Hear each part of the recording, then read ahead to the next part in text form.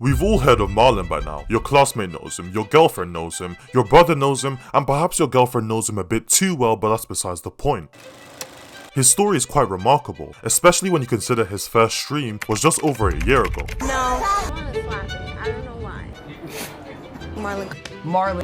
Marlon's over there. What did you think of Marlon? Marlon's great. What's great about him? He's nice. But perhaps we're starting to see a shift in the tide. When a public figure comes under fire, it's usually a culmination of bad decisions over a long time. Homophobic comments, the N-word, money hunger, and sometimes we're unlucky enough to witness worse. But for Marlon it's different, because it all seemed to come out once. As of yesterday, a lot of stuff came forward regarding his past. Before we get into the allegations, let's start at the beginning. We all know who Marlon is now, but if you weren't paying attention, it might seem like he's come out of nowhere. On the internet, attention is hard to get and even harder to maintain. So with people quickly shifting in and out of the spotlight, it's hard to break down each character. Marlon was a man of many talents. Born in Sweden to a mixed ethnic background, he grew up playing basketball.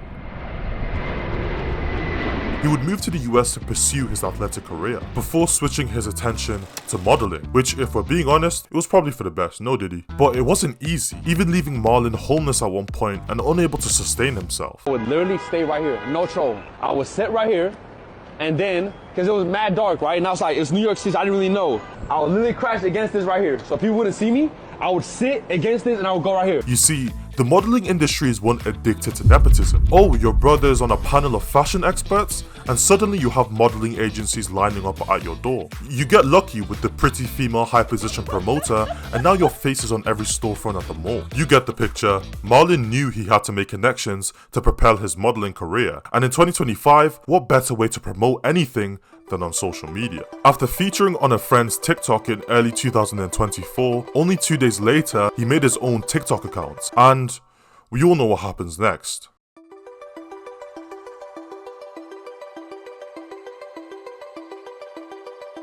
Straight thirst trapping. Typical thirst trap content, lip syncing erotically, showing off his ripped physique, stuff that would put 2020 Vinny Hacker to shame. Quickly growing a respectable following, he fully embraced the TikTok e-boy archetype, cause if it ain't broken, don't fix it. But while modeling careers can be lucrative, you would have to be blind to not see where the real money is at these days. And let's just say, Marlon was far from blind. In chat, make sure that we all on the same page and whatnot, whatever, you know what I mean?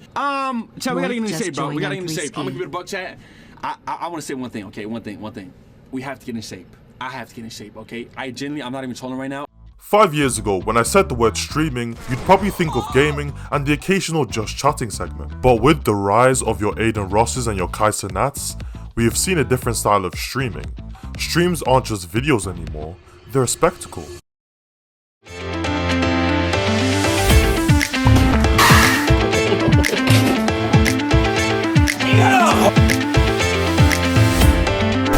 Oh my god!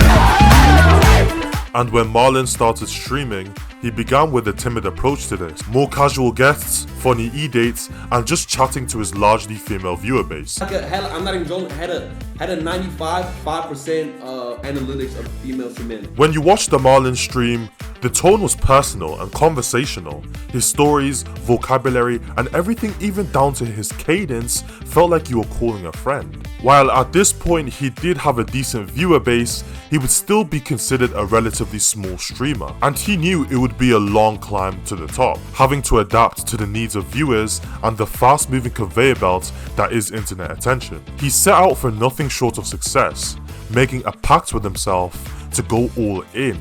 No congrats for second place anymore, he was in it to win it. And he was willing to venture into an uncharted side of streaming to achieve it. IRL streaming is what some would consider murky waters. Well, because while sitting at home and streaming and IRL streaming are both streaming, it's a completely different ballgame. If you're not literally committing a crime, you better be on the verge of doing so. What? Oh. Or if it's not that, there better be some sort of female on the screen. Go watch some people punch each other in the face.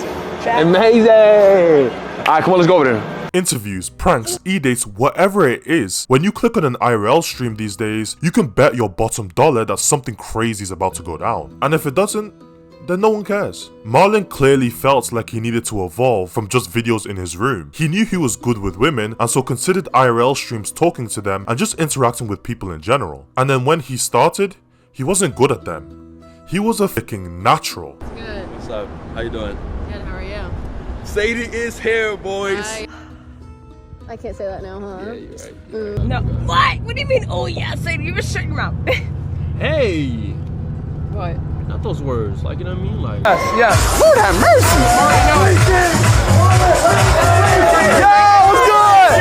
It's not like he changed his personality and became inauthentic, more like he had developed a content creation brain, knowing what the algorithm desires and simply giving it that, while still being his true authentic self. Also leveraging the addictiveness of short form content to push his streams, YouTube Shorts, TikTok, Instagram Reels. We all know how it goes. You scroll, see a clip of a streamer, and you might not think anything of it. You get back from work or school, and you see him again, but this time you actually watch the full thing and maybe leave a like, only to wake up the next morning and see him again doing some ridiculous stunts. You check the account, look up the streamer, and you're hooked. Before you knew it, he wouldn't have to clip himself anymore, growing a legion of clippers ready to capture his best moments and make sure you never miss them. thank you so much. Okay, yeah. Nice to meet you. Yeah. Okay. At this point, he was truly seeing the fruits of his labor, doubling his follower count in the last quarter of 2024 alone. And soon, Marlon would become a household name. He was untouchable. For now. Every career on the internet is like a sand dune. There's a climb, there's a peak, and then there's a trough. Then it's up to you whether you can make it back up to the higher peak of the next sand dune. Well, for Marlon, the trough would come steeper than expected. Somebody in New York too that he was staying with, a really nice family. The wife's name was Terry, and they had a really nice house in, I think it was New Jersey, not New York. And he promised to pay the rent for a room in their house.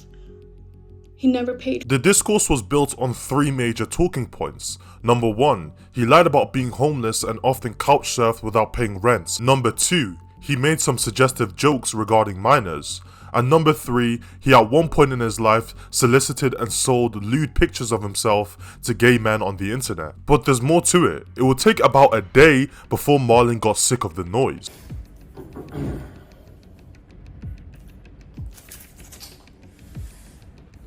It's not okay at all.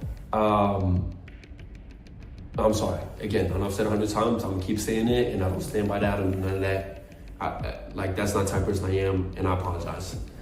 Ultimately, he took accountability, admitted to his mistakes, and vowed to change for the better.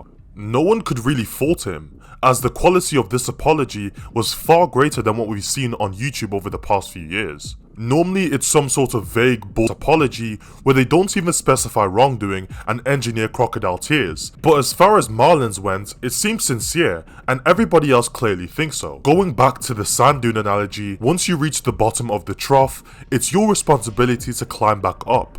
And based on Marlon's ability to persevere through hardship, it wouldn't surprise me if he just kept barreling to success.